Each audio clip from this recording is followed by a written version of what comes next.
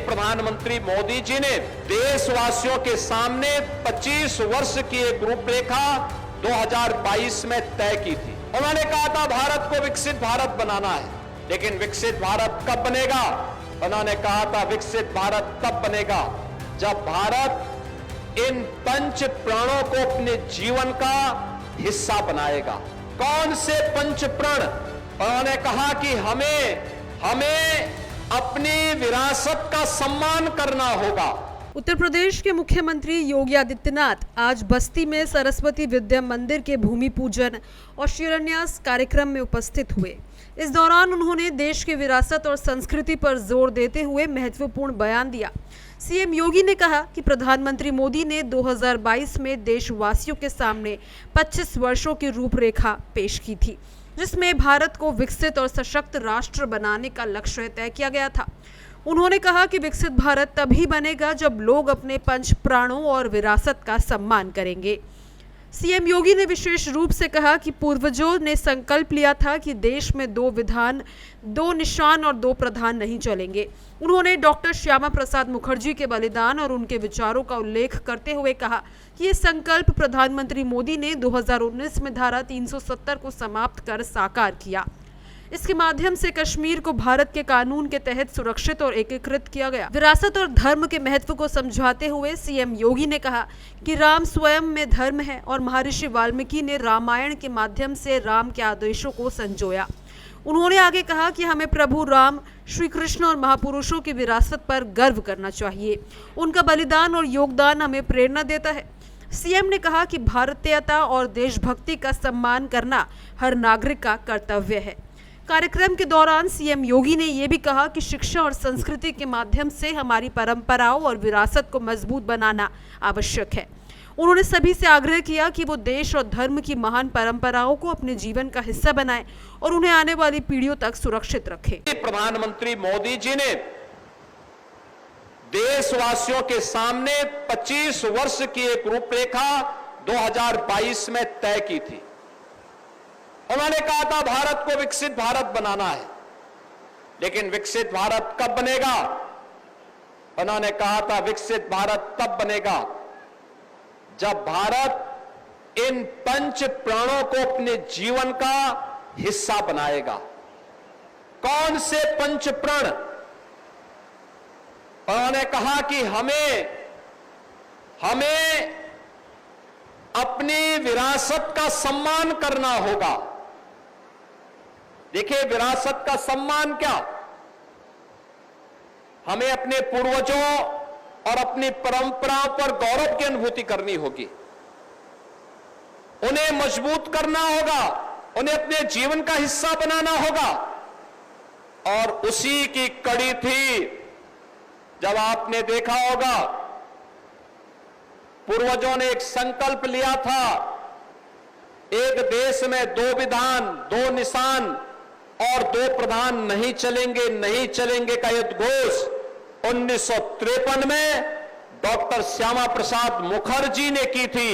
और कश्मीर में शेष भारत का कानून लागू हो, इसके लिए उन्होंने जब संघनाद किया था, इसके लिए उन्होंने अपना बलिदान देना पड़ा था। 1953 से लेकर के 2019 तक यह व्यवस्था कश्मीर के लिए चलती गई। कश्मीर में धारा 370 1952 में कांग्रेस ने बाबा साहब भीमराव अंबेडकर के न चाहने के बावजूद जबरन लागू किया, लेकिन डॉक्टर श्यामा प्रसाद मुखर्जी के इस संकल्प को साकार किया।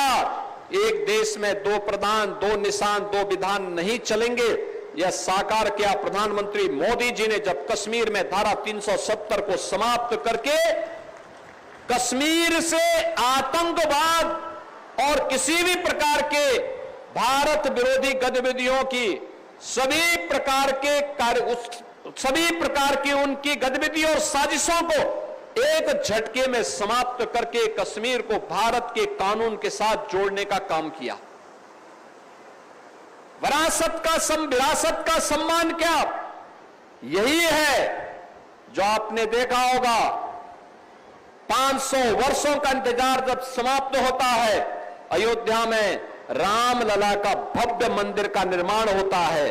विपक्षी दलों के लिए लगता था कि ये नहीं हो सकता, ये नहीं होना चाहिए, लेकिन संकल्प था राम भक्तों का और मर्यादा पुरुषोत्तम प्रभु श्री राम भारत के आदर्श हैं, भारतीयता के प्रतीक हैं।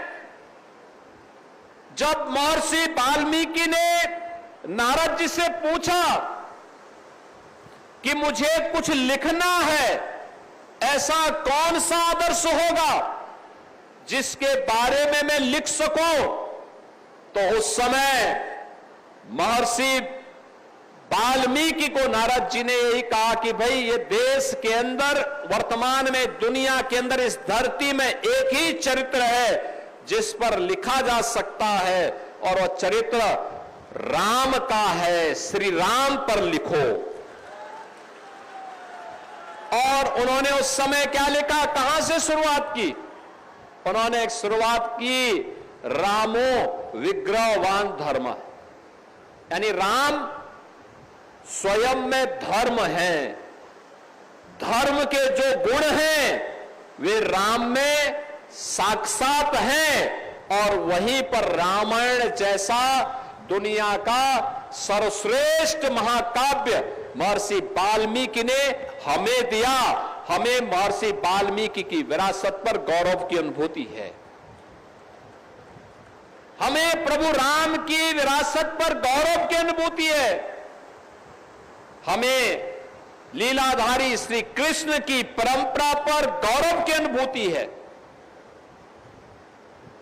हमने भारत के उन महापुरुषों के लिए, जिन्होंने भारत के लिए योगदान दिया, भारतीयता के लिए अपना बलिदान दिया, देश की आजादी के लिए और स्वतंत्र भारत में भारत की सीमाओं की रक्षा करते हुए जिन्होंने अपने आप को बलिदान कर दिया, वे सभी हमारे लिए आदर्श हैं। उन सब का सम्मान करना और उनकी विरासत का संरक्षण करना, ये हर भारतीय का दायित्व है। प्रधानमंत्री जी ने इस विरासत के सम्मान करने के साथ हर भारतीय को जोड़ने की बात की। फिलहाल के लिए इस खबर में इतना ही। इसको लेकर जो भी आपकी राय है कमेंट बॉक्स में जरूर शेयर करें। इसी तरह की तमाम खबरों के लिए हमारे चैनल को जरूर सब्सक्राइब करें।